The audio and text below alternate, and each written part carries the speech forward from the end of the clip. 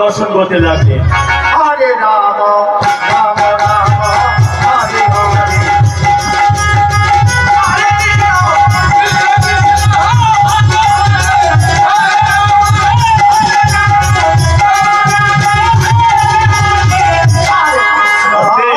এইবার রাধে বলছেন গোবিন্দ এই গভীর বদন তো আমরা দর্শন করতে পারলাম না।